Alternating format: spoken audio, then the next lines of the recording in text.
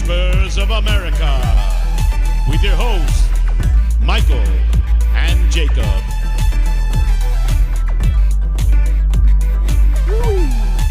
Hello, everyone, and welcome in to another edition of the United Spurs of America podcast with your hosts, as always, Michael and Jacob, coming to you live pre-match before Tottenham and Liverpool at Anfield.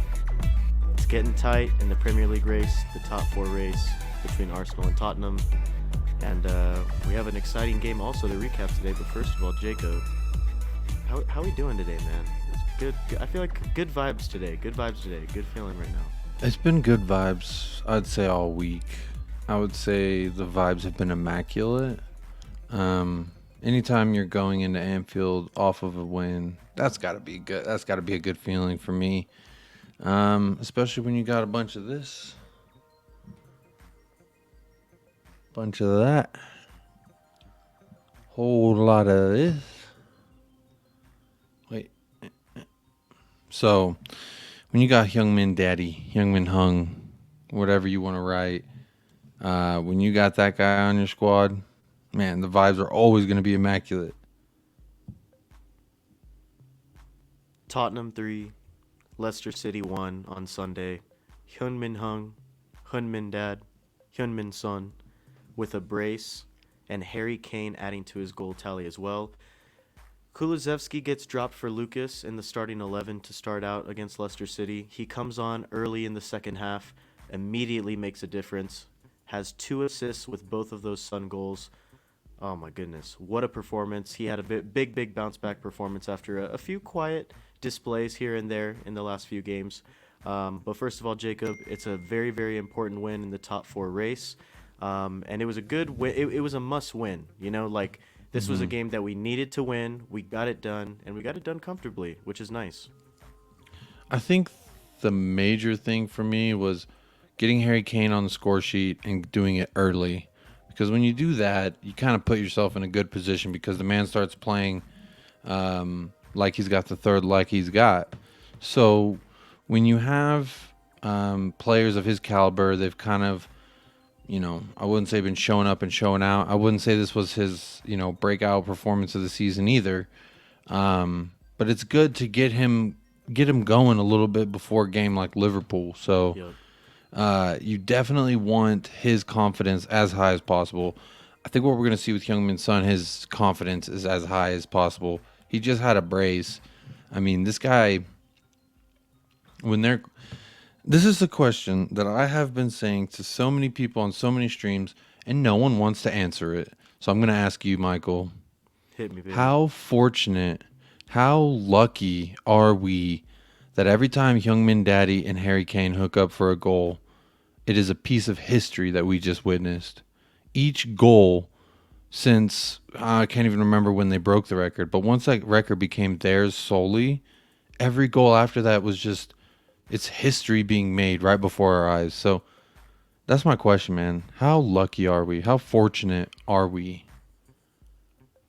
We're talking about the deadliest duo in Premier League history. And do you know how much it cost us? 22 million pounds. Harry Kane's one of our own, came up in the academy. Hyunmin Son gets signed early on in the Pochettino era for 22 million pounds. Right now, what would you think their combined net worth would be on the transfer market right now? Above 300 million?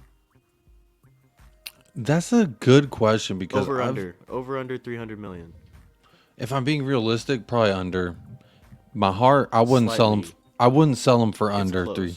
It's I wouldn't close to 300, bro. I wouldn't do it for under 3. I'll put it that way. But I saw someone making an argument. Shout out whoever the fuck on Twitter. That his market value right now is like 70 million. I was like, bro, that is stupid. It's 100 plus. You better add 170 million to that. That's just how I felt. Not only just because he's my favorite player, but I mean, if you look at the man's form, like he's on one. He's on it. He's been our best player this season. MVP. We've already talked about this on the other MVP. streams.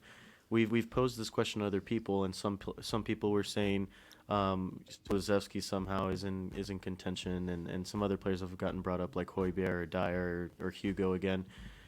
Some of their points are valid, but come on, man. Hyunmin Son has been huge for us all season long.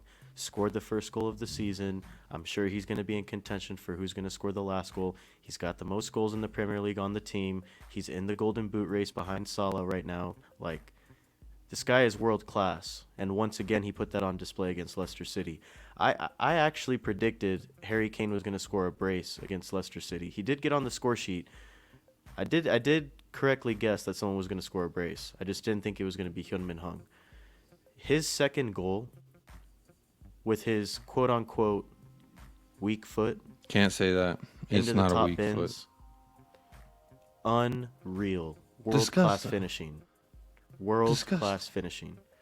But no, to go back and to answer, just kind of like beat on the drum a little bit on your question that you asked.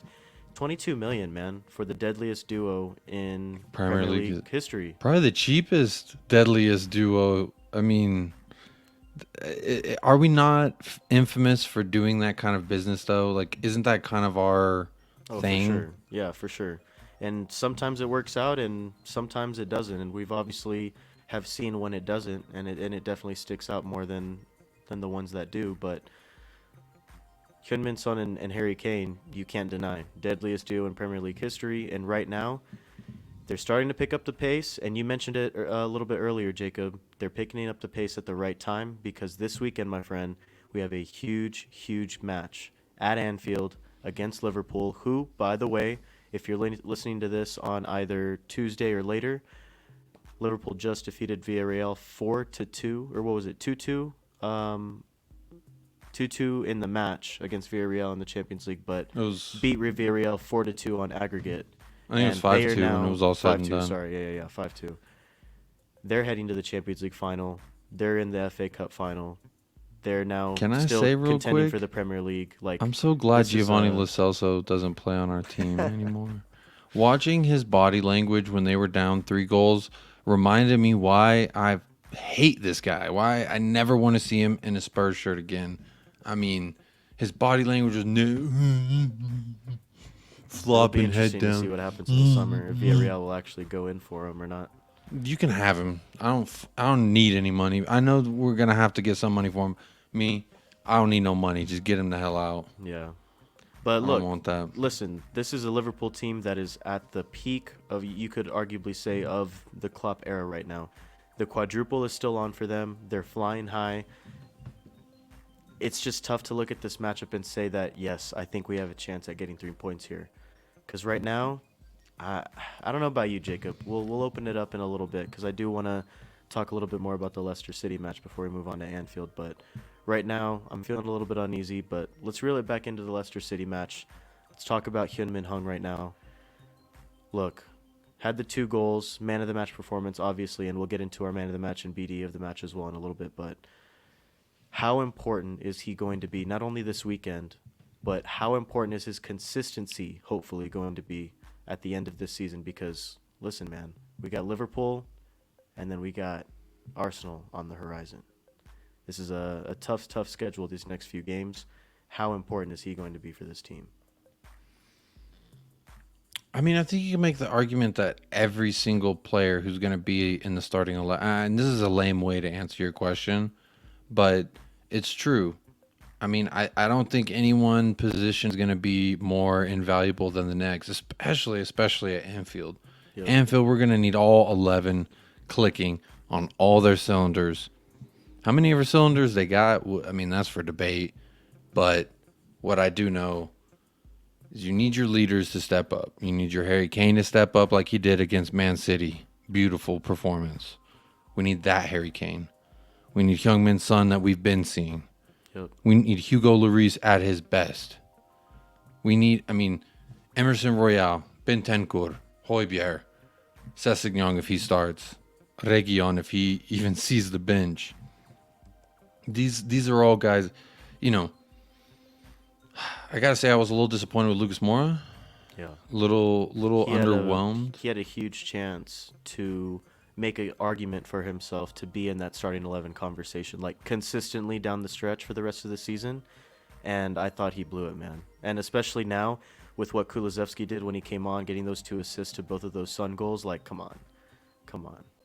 That to me was kind of the nail in the coffin about the debate, right? Because Kulusevski has now played 11 games. Was it? I think he has as many goals contributions as games. So to 8 me, goals and 5 assists. yeah, it's something crazy. So I mean, this guy, he's been a great signing. Yeah. He's consistently, but here's the thing: he disappeared against Brentford. He disappeared against Brighton. He wasn't playing. Maybe he was tired, but he had a whole week to prepare for some of these games, and he wasn't showing up. So honestly, when I saw the 11 come out, I felt it was right. I felt it was correct. You know, I was confused. Too. Say that again. I had a similar feeling too when the 11 was announced. I was like, all right, let's see what Lucas can do. You know what I mean? I really think that's just a Conte mind game to Decky, and to give Lucas more. You know, hey, you look sad. You know, you ain't been getting a run of games you want. He played like a player who, frankly, hasn't had much playing time. Like that. That's kind of the level he was playing at, and it's understandable. It was just disappointing, and I was a little frustrated, but I think it lit a fire under Kulusevski a little bit. Because you saw when he came on, his first touch of the ball. I kept notes for this game because I had to watch it on replay. But his first touch of the ball was literally just like playing bully ball against some kid. You know what I mean? Yeah. He took it, did a little and then he kicked it straight off the dude and it went out of bounds. To me, it was just a confident first touch. A guy who came into the match was like, all right, I'm right here. I'm ready to prove something. And you saw it all throughout the game, even when there weren't chances that led to goals. He was still looking pretty good.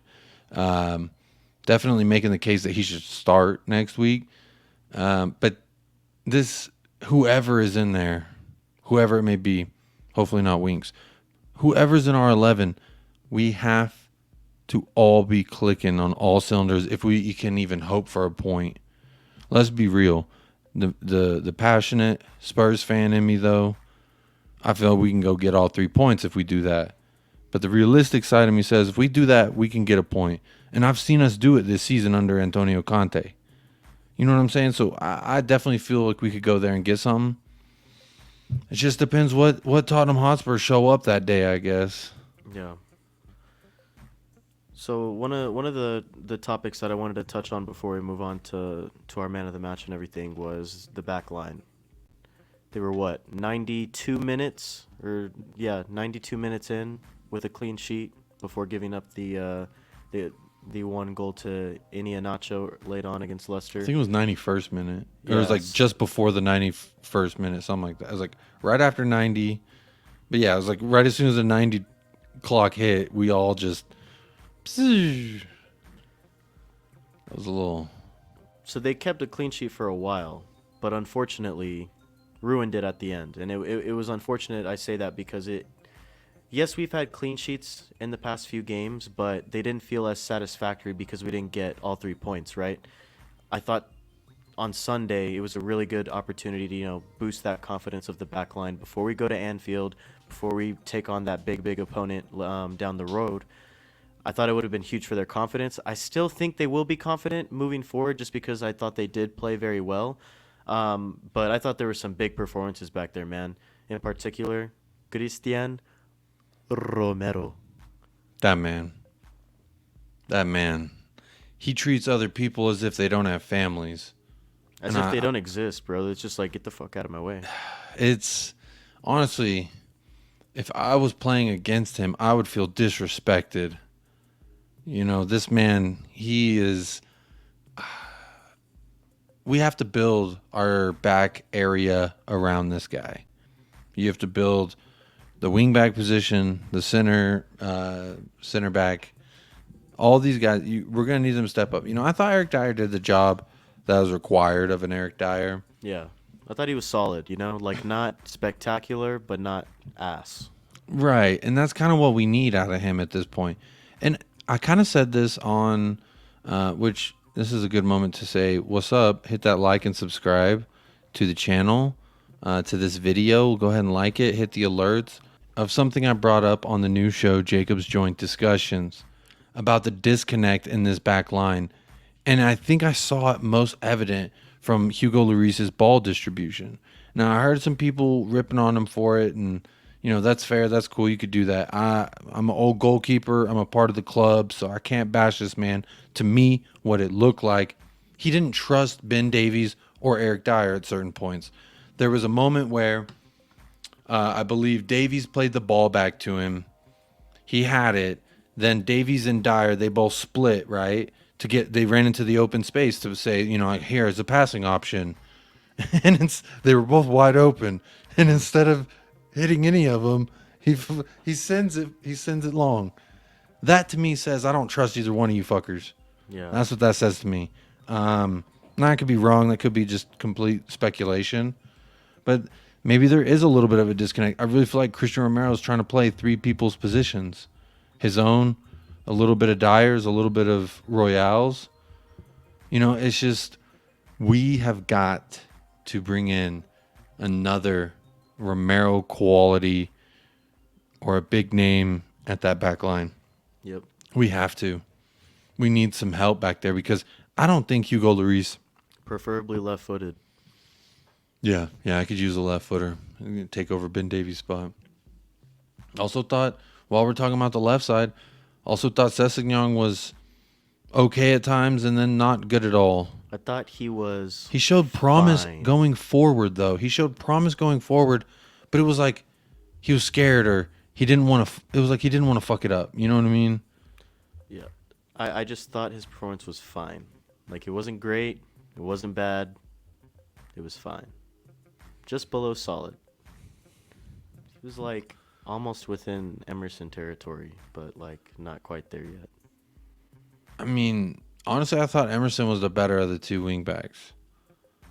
I thought he offered me. Did you see his comp? Did you see his compilation, dude, I was literally bro? about to bring it up too. I was about to say when we were gonna talk about Liverpool, I was gonna say, hey, I'm feeling good. The vibes are good today because another Emerson comp dropped. So, I'm feeling good about myself right now. I'm feeling good about the team. It's a funny looking comp. I'm like, what am I supposed to be looking at here? Who do you think he hired to do that? Bro, that came out of. I thought it was Spurs official that tweeted that comp. No. He tweeted it. Bro, it's got to be a he family pays? member. No, it's got to be a family member. I could Just picture rips that. the footage I from could see that. YouTube. Makes him a see little that. comp because no one will. It's so funny, man, because did you see the Romero play leading up to the first Sun goal, right? Mm-hmm. It was the second Sun goal, right? Where No, it was the first. First one, where he plows through two defenders, or one midfielder, one defender. But before that, like, Emerson tumbles to the ground and he's like rolling on the ground trying to get a foul call, and the ref played advantage, and he's like sitting there complaining, and you can see him in the bottom of the screen complaining to the ref, and then he eventually gets up when he realizes that Romero kept the play alive and then Kulusevski had the ball. And it's just so funny because, like, Romero, he's all in on the action. He's fucking tackling people left and right. And then Emerson's just, like, fucking there on the side rolling around and, like, trying to get a call. And it's just like, bruh, Romero. And they put it in the comp, bro. They put it in the comp. They did. Yes, I remember that. They put it in the comp. They didn't even show the goal. No, they didn't show the goal. Well, actually, I think they did, but they No, sped it I'm up.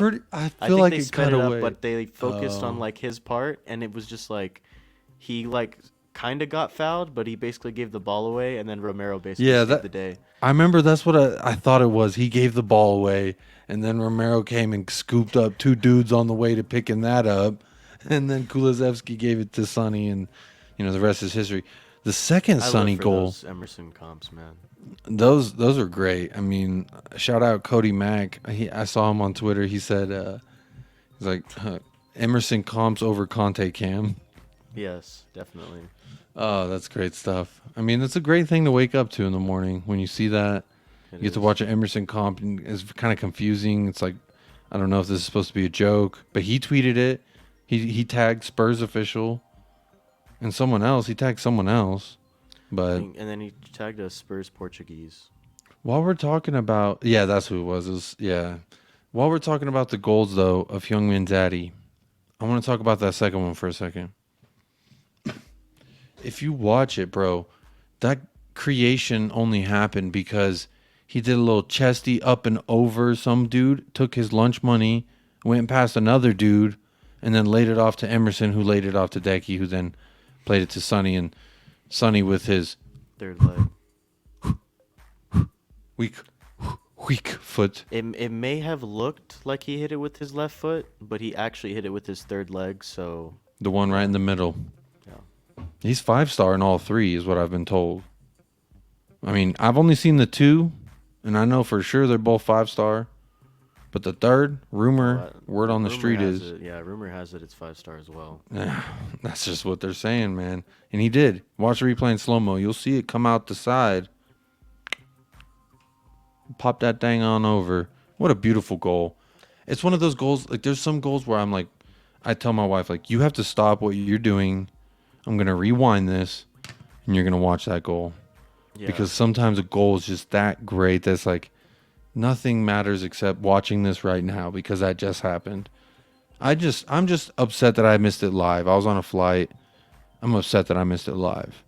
Not going to lie. Yeah, no, it was a world-class finish. It reminded me of, I think it was the 18-19 season for both of these, when he hit one just like that against Leicester again, but it was on the road at the King Power. And then he had another one like that against Everton, the 18-19 season as well, where he hit it outside the box on his left foot, curler into top bins. Like, this guy is a world-class finisher, man. He's been doing it for years. It's just crazy. I love him, man. You want to move on to man of the match and BDE and then preview Anfield? Yeah, I mean, honestly, though, you're going to probably be bored with my selections because I feel like it's just... It's obvious this week. It's so obvious, bro. I don't have to ask about the man of the match, and I feel like I don't have to really ask about the BDE either. Because it was hanging out the shorts, man. So go ahead and say yours, and then I'll just say yeah, same if I agree. Man of the match, got to be the man with the difference in goals. Got to be the man with multiple goals. Got to be the man who also assisted and gave us a little piece of history in the first half. Youngmin Daddy, man of the match, never in question. Arguably the fattest girth on the team as well, but we're going to leave that up to speculation because now the there's girthiest, still Harry Kane on the team. I would say the longest schlong's got to be Youngmin Son. I'm gonna say the thickest though's got to be my BDE, Christian Romero. This man, he's got it. Same. This man's got to be like this, bro. Just at least sturdy, hydro flask worthy, just thick, solid. Because the man created that first Sonny goal. He really did. Yep. There's another chance where he goes barreling into Schmeichel.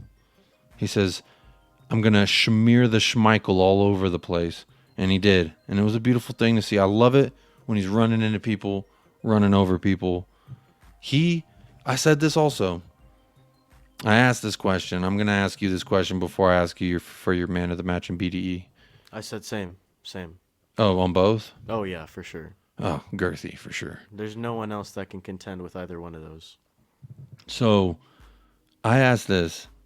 Is Christian Romero world class, or is it too soon? He's up there. He's borderline world class, I would say. He's still really young, and he's made some errors this season, but he's up there, man. Like, he's right there. Don't get me wrong. I love the guy. I'm going to put it this way. I think if he cleans up some of his mistakes and he gets better in the air in terms of just like his defense and just like heading the ball in general, I think that's what's going to tip him over the line. But I think he's right there in that, like right just outside the world class bracket. But he's there. I'd say he's already there. And you want to know why? I'm not going to argue with it. You want to know why? Because he showed up to the porn shoot with his long schlong. And they said, you're inexperienced, you're too young, we don't know if you're the best. But the ratings speak for themselves. The views speak for themselves. The calamity. He is what you want in a center back. He possesses all the qualities, and he's only going to get bigger, better, smarter, stronger. Yep.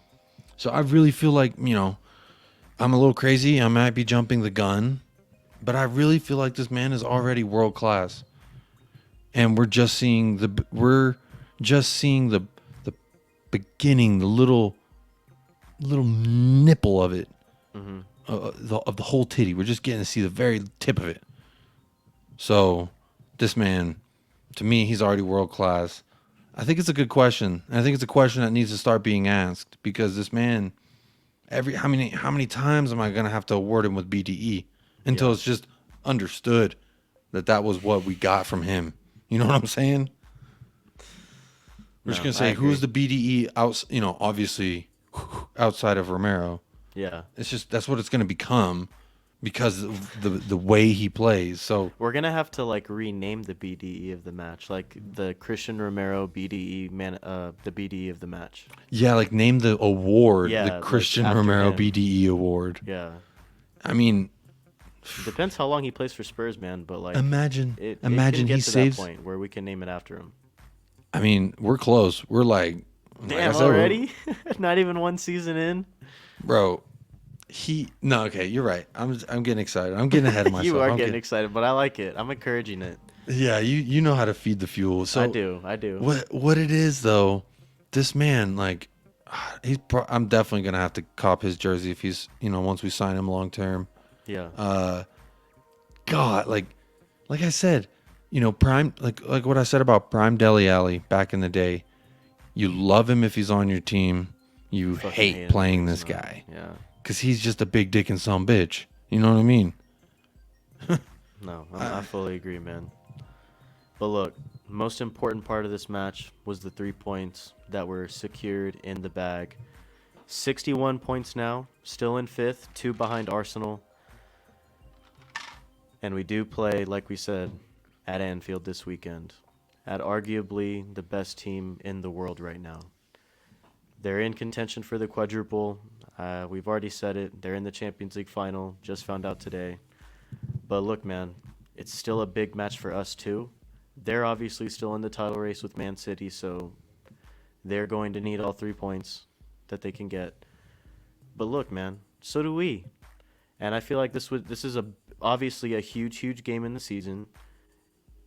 Every point is valued, and it's up to the players now and the team and the coach to rise to the occasion and get some sort of result this weekend to help us in the race for top 4. Arsenal play Leeds on Sunday, so we're going to have to wait another day to really see what the impact of Saturday's result will be. But first and foremost, we got to go out there at Anfield, and we got to try to find a way to either get 1 or 3 points. But in my opinion, man, I think if you come back with nothing and Arsenal gets some type of result on Sunday, I think I think we might be in talks to throw in the towel on the race for top 4. That's my problem. You might okay. I understand what that would look like, and I sympathize with that, but I refuse to throw in the towel. I'm more of a the doctor's gonna have to wheel me out of here kind of mentality. So and that could be detrimental. But if we somehow, There's only 4 games left, man. bro, we're 2 points behind. So I know, but I'm saying we could so still look, theoretically, we don't get just hear me out. Okay. 0 points from Anfield. We lose. I don't care if it's a close loss, or we get battered. No points. Arsenal get let's say Arsenal win. I honestly don't, unless we win, they would have to lose again, right? Yeah, they would have to lose again, and we would have to win out in order for us to get 4th. And I don't trust this team to 100%. That's my thought. I think if they draw against Leeds and we don't get a result, then I don't think the race for top 4 is over, because obviously we still have the North London derby, and then if we beat them, we're even on points again, and then it's just a matter of goal differential, and we have the advantage. But if they get a win at Leeds and we don't get anything at Anfield, I think it's over. Leeds is also in a position where they're going to be fighting their asses off because they do not want to get relegated. I'm banking on it, man. And you know what? If you remember last season, that was my sympathetic team. Who I was, out of everyone else outside of Tottenham, the team that I was sympathetic to. I used to be sympathetic to Wolverhampton just because of one man only. But Leeds, I watched a whole documentary, kind of, enjoyed watching them come up for the ranks and put on a decent performance last season. I'd love to see them stay up. And quite frankly, Tottenham Hotspur need them to fight to stay up. And I think they got it. They lost Stuart Dallas over the weekend. That was a huge loss for them. He's a very versatile player. I would love Stuart Dallas, honestly, as our left back. He could play left back, left mid, center back, right back. He's kind of a tool of all trades. But they lost. He I think he tore his ACL or something, a bad knee injury. But they got some pieces. Bamford might be back. They got Calvin Phillips. He plays for the national team in England. Rafinha plays for the national team in Brazil. A lot of people talking about they want Rafinha. They need some Rafinha. So we just gotta really hope, and we gotta urge these guys on. You know what I mean? Because we need them to stop Arsenal. Because this might not be a week for us to get any points. It might be. I really feel like we can. There's a statistic that shout out Stelios, I guess. There's a statistic that he likes throwing around. 6 times in 108 years we've won at Anfield. 6 times in 108 years. Why not make it 7? Why not? Lucky number 7. Youngmin Daddy. Like, why not? You know what I'm saying? I just want to believe. I want to hope.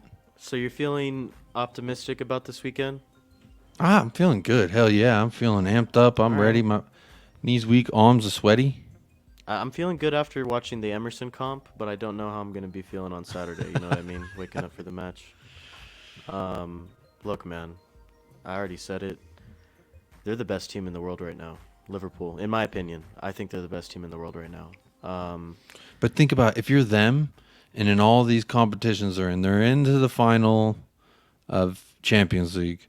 They're fighting for Premier League. Yeah, but they got the depth to do all this. That's the difference. Bro, watching their subs come on, literally first teamers for pretty much everyone else. And looking at their bench, I was like, okay, Joe Gomez just sitting there. Why can't we have Joe Gomez? Exactly. That's the difference. It doesn't really matter who they play out there, man. Joe Gomez would come in and a hard battle that we're gonna have to try to win. But see, that's what's so frustrating is because them and City, you could even argue United. I mean, they're all crap, but they've got quality. They spend money. They've got this depth that we've just unheard of. We're scrambling just to put 11 together. We're talking about putting wingers at the wing backs and strikers in the wing backs and center mids, whatever. We're playing Jenga out here with what we got. Meanwhile, you got these other clubs, and quite frankly, we're punching above our weight. So we're playing with house money right now. So if you up, why not stay up? It's my kind of. I'm not a very good gambler, so maybe don't listen to me in the gambling sense. But to quote the wonderful Ellie Goulding, anything can happen. I'm banking on that. I think if we're going to get a result at Anfield, 1 or 3 points, we're going to need either Harry Kane or Hyun-Min Hung to have they have to take over the game. Yeah, like we saw at Man City. In order for us to get any kind of result, we either have to have a Man City type of game from Harry Kane, or we're going to need to see a big-time performance from Sonny that we've seen in the past, against the likes of City. He's played against really big teams and has put up big performances, but it's about stepping up in these type of situations. You know what I mean? Like race for top 4, race for Champions League football. Need a big win going in, or big result, 1 or 3 points. Like I said, going into the North London derby, like this is it.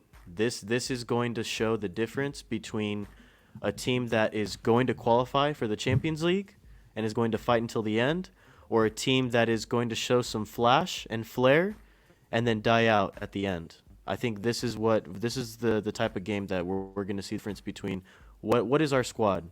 Are they up for the challenge? Are they up for this Champions League football, this Champions League challenge that we're fighting for right now? Or are we going to falter at the finish line once again?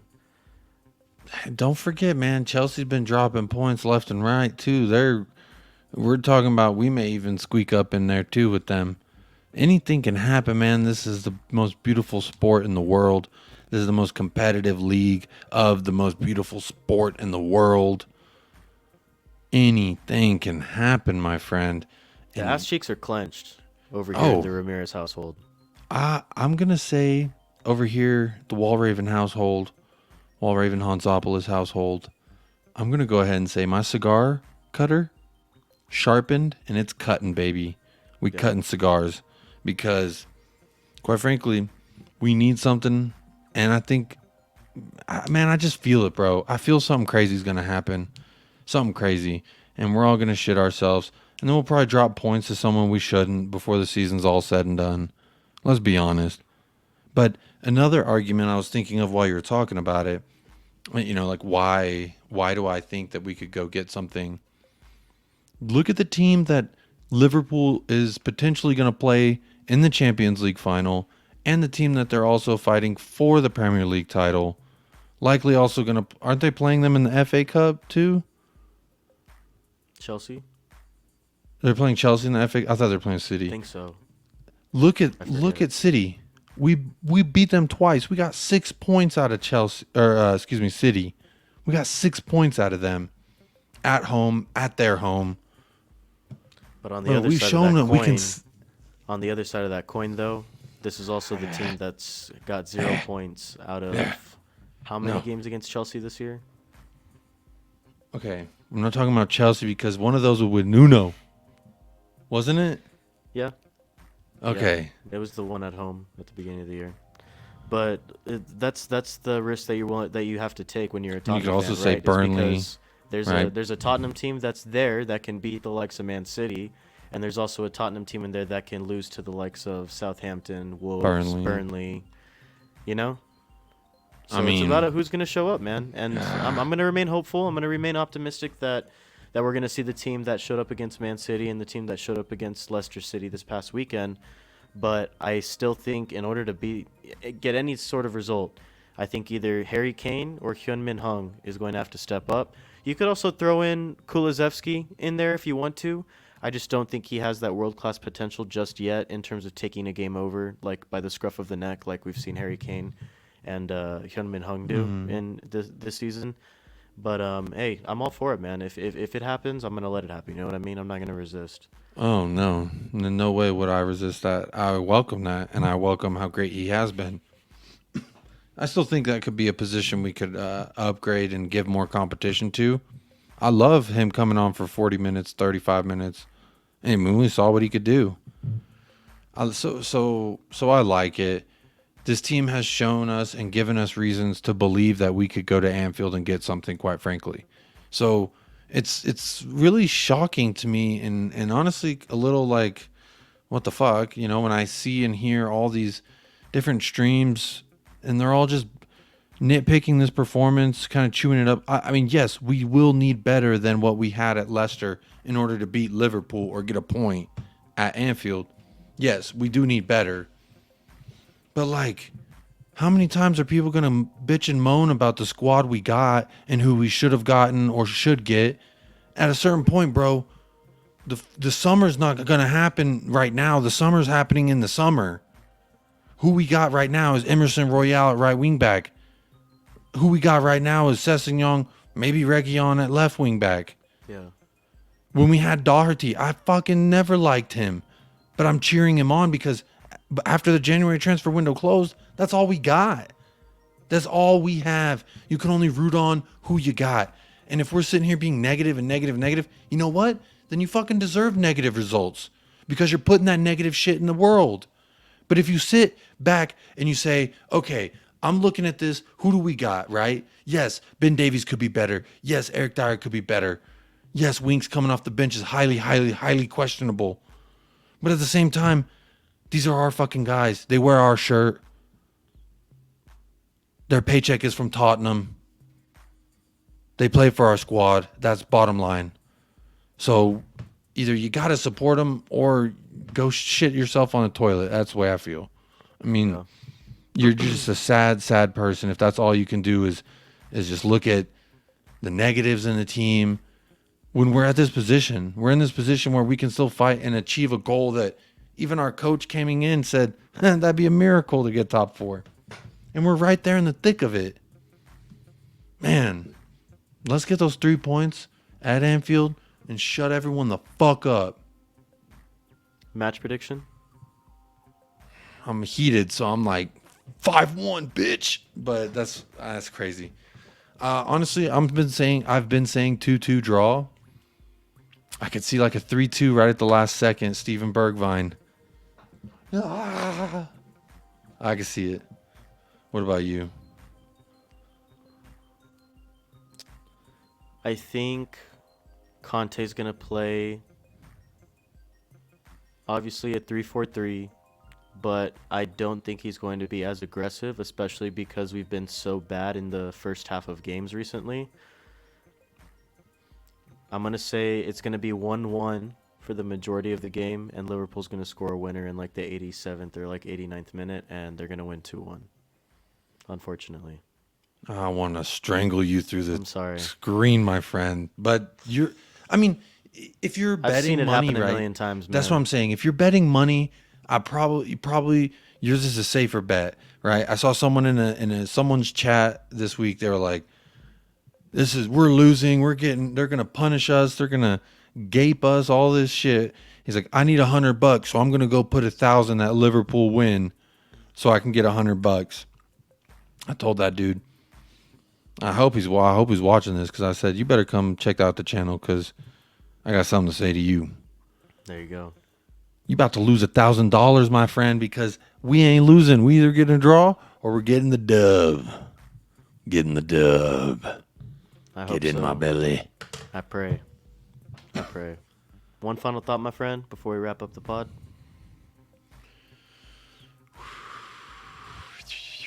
My one final thought before we wrap up the pod, my friend, would be, God, every time I come to this, my instinct is to just be like, we got Hyunmin Son. Yeah, we got Sonny. He's the best. My one final thought is, please like, subscribe the video, the channel. Hit us up in the comments. I'll see you. I'll reply.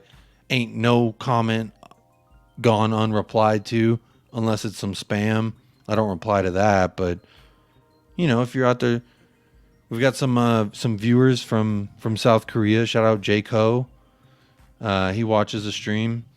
So my one final thought is, I'm thankful for all the people we've been able to communicate with through this platform. I'm grateful for all the listeners. I'm grateful for Tottenham Hotspur. I'm grateful for Antonio Conte. That's my one final thought. I'm just grateful for you. Right there. You. What about you? This week's it's a big sports week for me, man. Got game 2 of the Western Conference semifinals, Dallas Mavs on Wednesday. Got Tottenham Liverpool at Anfield on Saturday. I'm gonna have game 3 probably this weekend at some point with the Mavs as well. And then, next week's a huge week as well. North London Derby, NBA playoffs still going on. Dallas Stars are in the playoffs too. Yeah, Dallas Stars they? are in the playoffs too. Shout out the Dallas Stars too. Don't want to forget about them. So it's just it's a big week this week, and I'm hoping for the best, man. I'm hoping to see some dubs to close out the week, because I already started my week off with 1-L, unfortunately, but hoping end the week with a W. So I'm hopeful, but I also know what this team can deliver at this time of the season, and usually it's not much. True. But regardless, I'm going to remain optimistic. I'm going to remain hopeful, because that's all we can do, man. That's all we can do. I know, even despite your prediction, if you put money on it, whatever, I know you are going to wake up Saturday morning and your pants are going to be stiff, because mine are going to be stiff, and you're going to believe. And you're going to believe until Tottenham give you a reason not to. Which I will. We do a lot. I will. It's just like a cycle that has to be repeated every week. You just have to reset the. You have to re-spin the ticker or whatever it is, like on the toy. You just gotta wind me up. There you go. You just gotta wind me back up. Yeah, you gotta wind me back up. and then just watch me repeat the cycle again. I'm ready for some heartbreak because I'm also ready. I welcome it. I'm ready for the I'm used to upset. it. I'm used to it. But yeah, I am ready for the upset as well. Well, my friend, this was a good pod, a good return to the pod. We haven't had one in a little bit, but regardless, it's good to be back on the mic with you. Thank you guys Likewise. so much for making it to the end of the pod, and thank you guys so much for listening to another edition of the United Spurs of America podcast. Please make sure, like Jacob mentioned earlier, to hit the like and subscribe button if you're watching on YouTube. Almost If at you're 100. watching this, almost at 100 subscribers, so if you any and all clicks of the subscribe button would be greatly appreciated. And then also, if you're watching this on Spotify, go ahead and click that follow button. And if you're listening, click the follow button regardless. Help support us on there. And then if you want to further support us and become a sponsor of the stream, what can you do, Jacob?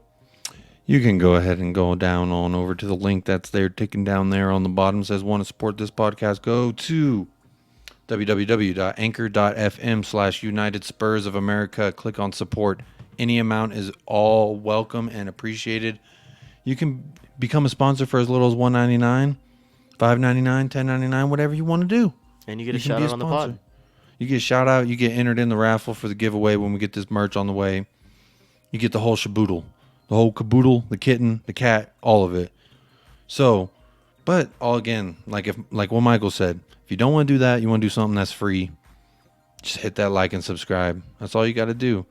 We're almost at 100. We're not going to do anything crazy like a hot chip or nothing. Maybe at 1,000 we'll do something silly. I think I am safe from like at least the first two forfeits that we have to do for like a subscriber goal because of what I did for FC Dallas. I think I'm good. That ain't got nothing to do with this, buddy boy. I'll take the first one. Once we get to, I'll put this out. If you help us get to 1,000, come up with an idea for me to do on stream, and I'll do it. All right. I'll donate my hair, get a tattoo, whatever the fuck. I don't care. All right. We love to see So it. let's get that 1,000. Let's get it. But yeah, man. Also, I did want to shout out Tottenham away Fridays. You can catch us there on the live stream 12:30 Mountain Time. Yep. 2:30 2:30 Eastern Time, and that'd be 7:30 for the UK. We have a lot of listeners and followers across the pond. Just want to shout out everyone across the pond that's supporting. We greatly appreciate it. Yeah, I was looking at some of the Spotify numbers. We now have more people on Spotify that listen to us in the UK than in the US, so that's pretty cool. We have pretty influence cool. across the world. What can we say? International love. But anyway, man, it's been great. Like I said in my final thought, I'm just grateful for everyone who tunes in, hits that like, hits that subscribe, comment. Again, I will see it. If you want to comment specifically for Michael, I'll relay it to him. I'll screenshot it. I'll shoot it his way. The more you help us out in this, the more it helps us out with the algorithm. So that's a big way to become a supporter of the pod. Even if you don't have any, we're all tight. We're all tight with the money. We're all struggling, you know. No one's rich out here. So it's a free thing. It's a free way to show your support. For sure. And it's greatly appreciated. If you're going to the game on Saturday at Anfield, please be safe, please be loud, please be proud. We'll be watching on the telly across the pond. Up the lads and Jacob. Come on, you Spurs. Quiz. We'll see you after Liverpool.